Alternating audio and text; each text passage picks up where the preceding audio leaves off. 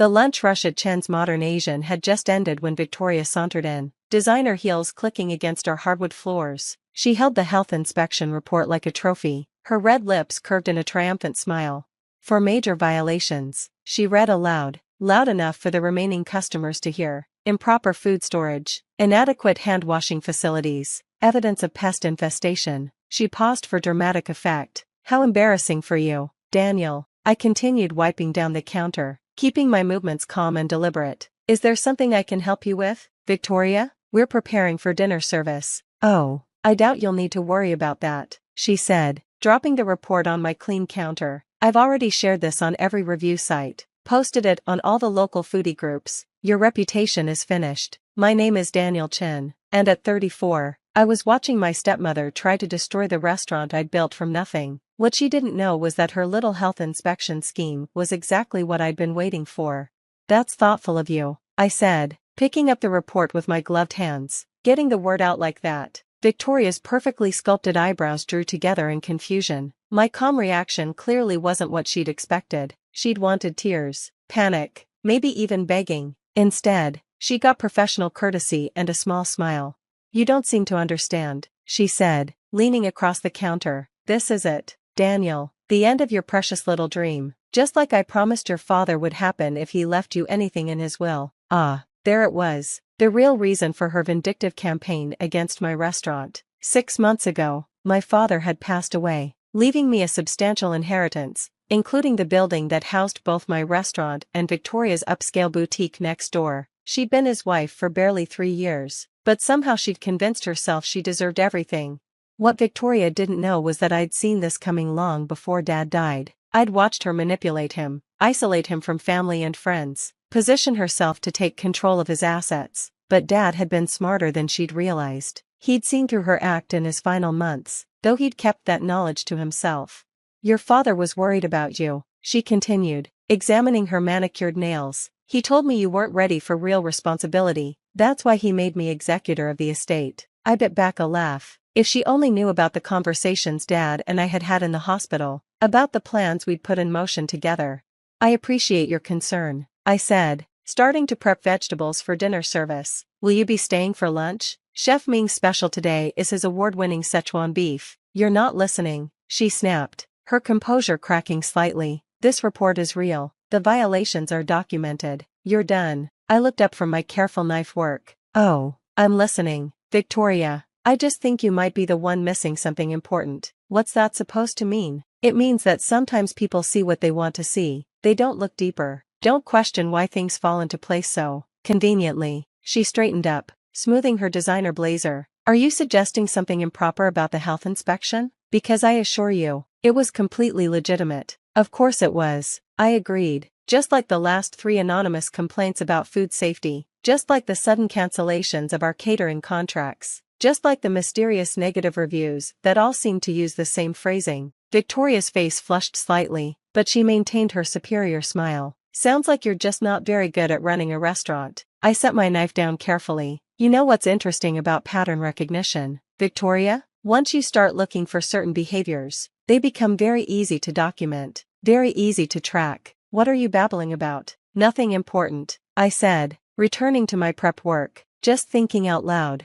Will there be anything else? As I said, we're preparing for dinner service. She stood there for a moment longer, clearly thrown by my lack of distress. Finally, with a dismissive wave, she turned to leave. Enjoy your last few days in business, Daniel. Maybe next time you'll learn to respect your elders. As the door closed behind her, my sous chef Ming emerged from the kitchen. She bought it? I nodded, pulling out my phone to send a quick text. It's done. She took the bait. Ming grinned, retrieving a small device from under the counter, the camera that had recorded every second of Victoria's visit. Perfect timing too, right after we finished installing the new equipment. I glanced around my restaurant, at the state-of-the-art kitchen visible through the open design, the immaculate dining room, the gleaming surfaces that had passed every legitimate health inspection with flying colors. Victoria thought she was so clever, arranging for a fraudulent inspection during our scheduled renovation week. She had no idea that every violation in that report was about to become evidence in a much larger investigation. My phone buzzed with a response from Sarah. My lawyer, report received. Meeting in 1 hour with the investigators. I turned to Ming. who'd been more than just a chef through all of this. He'd been my partner in an elaborate sting operation. Ready for phase 2? He nodded, already heading back to the kitchen. Been ready for months. Time to show her what real restaurant management looks like. Victoria thought she'd finally won. Thought she'd found a way to force me out of the building she coveted. She had no idea that every move she'd made had been anticipated, documented, and woven into a case that would make her health inspection scheme look like a minor footnote. Because while she'd been focused on destroying my restaurant, I'd been quietly building something much bigger. Something that would not only protect my business but expose years of fraud that went far beyond a fake health report. Dad had taught me well, sometimes you have to let your opponent think they're winning before you show them how thoroughly they've lost. 2 hours later, I sat in Sarah's downtown office, watching as she laid out documents across her conference table. District Attorney Michael Thompson and FBI Agent Lisa Chen, no relation, sat across from us, reviewing the evidence we'd gathered over the past 6 months. The health inspection report was the final piece we needed, Sarah said, adding today's recording to the pile. Victoria didn't just arrange a fraudulent inspection, she actively spread false information about a licensed business with the intent to cause harm. That's just the beginning, Agent Chen added, pulling up files on her laptop. Once we started looking into her activities, we found a pattern going back years. The boutique next door? It's been laundering money for her real business. I nodded, remembering how Dad had first become suspicious. He noticed discrepancies in the store's revenue reports. Designer clothes were being sold for cash, but the inventory never seemed to decrease. Exactly, Michael said. Your father's notes were invaluable. He documented everything once he realized what was happening, but he knew confronting her directly would be dangerous. That's why he reached out to us. The truth was, Dad had done more than just reach out. In his final months, working with the FBI, he'd helped set up an elaborate trap, one that Victoria had walked right into, her greed and vindictiveness making her blind to the signs. Show him the footage, Sarah suggested. Agent Chen turned her laptop around. On the screen, security camera feeds showed Victoria's boutique after hours, well-dressed customers entering through the back door, leaving with more than just designer clothes. The cash transactions, the coded conversations, all of it carefully recorded. We've identified connections to 3 different drug trafficking organizations, Agent Chen explained. The boutique was just a front. The real business was happening in the back room. And the building? I asked, though I already knew the answer. That's where it gets interesting, Sarah said, pulling out another file. Your father's will wasn't just about inheritance. By leaving you the building, he ensured that Victoria couldn't move or hide her operation without raising suspicion. He knew she'd try to force you out instead, which is exactly what she's been doing, Michael added. The false complaints, the sabotaged catering contracts, and now this fraudulent health inspection, it's all part of a documented pattern of harassment. I thought about all the times Victoria had come into my restaurant over the past 6 months, making snide comments about my little hobby and how I was wasting prime retail space. Every visit had been recorded, every threat documented. What about the health inspector? I asked. The one who wrote the report. Agent Chen smiled. Already in custody. He rolled over on Victoria immediately, gave us details about other businesses she's targeted. Turns out our stepmother has quite a reputation for making problems disappear for the right price, and making problems appear for people who get in her way, I added, remembering all the small businesses that had mysteriously failed after crossing paths with Victoria. We're ready to move, Michael said, checking his watch. The warrants are signed. We'll hit the boutique during her afternoon private shopping appointment. I glanced at my phone. Victoria had just posted another scathing review of my restaurant, complete with photos from the fraudulent inspection. Her timing couldn't have been better. What do you need from me? I asked. Just keep doing what you're doing, Sarah advised. Run your restaurant, maintain your standards, let her think she's winning, and maybe, Agent Chen added with a slight smile, be ready with your phone camera at around 3 p.m. Something tells me it's going to be an interesting afternoon in the shopping district. I returned to Chen's Modern Asian just as the lunch rush was ending. Ming had everything running smoothly, our regular customers seemingly unaffected by Victoria's online smear campaign. How'd the meeting go? He asked as I tied on my apron. Everything's set, I replied. They're moving in at 3. He nodded, understanding the significance. The new security cameras are all working. We'll have a perfect view of the boutique's front entrance. I checked my watch, 2 hours to go. Through the restaurant's front windows, I could see Victoria in her boutique, arranging displays with her usual meticulous attention to detail. She had no idea that her carefully constructed facade was about to crumble. At exactly 2:45 p.m., 3 expensive cars pulled up outside the boutique, right on schedule, Victoria's special customers arriving for their private shopping session. I watched as they were ushered inside, the "closed for private event" sign appearing in the window. Ming and I busied ourselves with prep work, though both of us kept glancing at the clock. At 2:55, unmarked vehicles began quietly positioning themselves around the block. At 2:59, I received a text from Agent Chen, "Showtime." The raid was both swift and methodical. FBI agents emerged from seemingly nowhere, converging on the boutique from all directions. Through our security cameras, we watched as Victoria's carefully maintained composure shattered. She tried to run, of course, but she'd forgotten one crucial detail about the building's layout, something I'd learned from studying Dad's old blueprints. The back exit she thought was her escape route had been sealed off during a renovation years ago. The door she kept unlocked led to a storage room. The look on her face as they let her out in handcuffs was almost worth everything she'd put us through. Almost.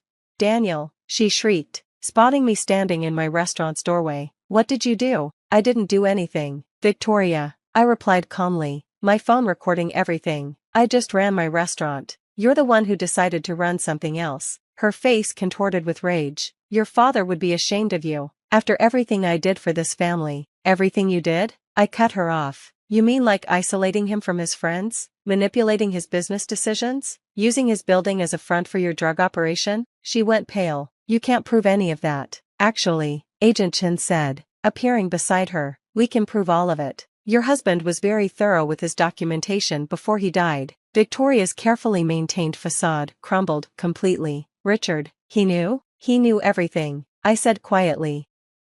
"He just wanted to make sure you couldn't hurt anyone else once he was gone." As they led her to the waiting vehicles, local news crews began arriving, tipped off by an anonymous source about a major drug bust in the upscale shopping district. Victoria's attempt to destroy my restaurant's reputation was about to backfire spectacularly. The aftermath of Victoria's arrest unfolded like a carefully choreographed performance. By evening, every major news outlet in the city was running the story: upscale boutique owner arrested in drug trafficking sting. The health inspection report she'd been so proud of was now just another piece of evidence showing her pattern of harassment and fraud. But the real revelations were just beginning. The day after the raid, I received a call from Agent Chen. "You need to come down to the office. There's something you should see." In the FBI's evidence room, boxes of documents and electronic records from Victoria's boutique told a story far darker than even we had suspected. The drug operation was just the tip of the iceberg. We found evidence linking her to at least 6 failed businesses in the area, Agent Chen explained, spreading photographs across the table.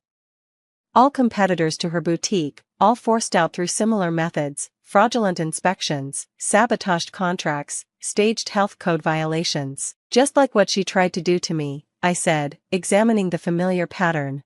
"Exactly. But here's where it gets interesting." She pulled out a file marked Richard Chen Personal. "Your father wasn't just documenting her current activities.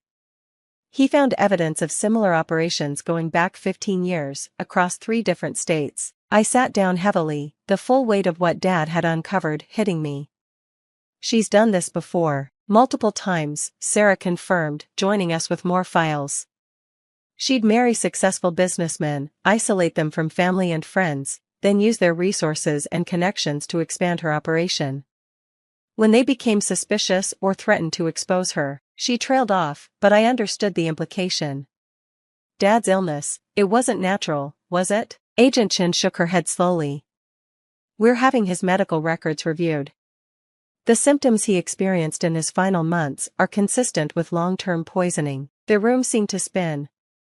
I'd suspected Victoria was dangerous, but this was beyond anything we'd imagined. "We found this in her private safe," Sarah said gently, sliding a small notebook across the table. "Your father's handwriting. He documented everything, every suspicious transaction, every unexplained illness, every strange coincidence. He knew what was happening to him, but he needed to make sure she couldn't hurt anyone else." I opened the notebook with trembling hands, recognizing Dad's precise script. If you're reading this, Daniel, it means everything went according to plan. Victoria thinks she's smarter than everyone else, that's her weakness. She never considered that her target might be playing her instead. The building, the restaurant, the inheritance, it was all part of the trap. I knew she couldn't resist trying to take it from you. Knew she'd use the same methods she's used before. I'm sorry I couldn't tell you everything while I was alive. It would have put you in danger. But I taught you what you needed to know: patience, observation, the importance of keeping perfect records. Take care of the restaurant. It's more than just a business, it's proof that good things can grow in places where bad things once flourished.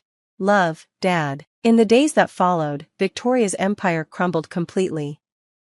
The investigation uncovered connections to organized crime, money laundering operations across multiple states, and evidence linking her to the suspicious deaths of 2 previous husbands.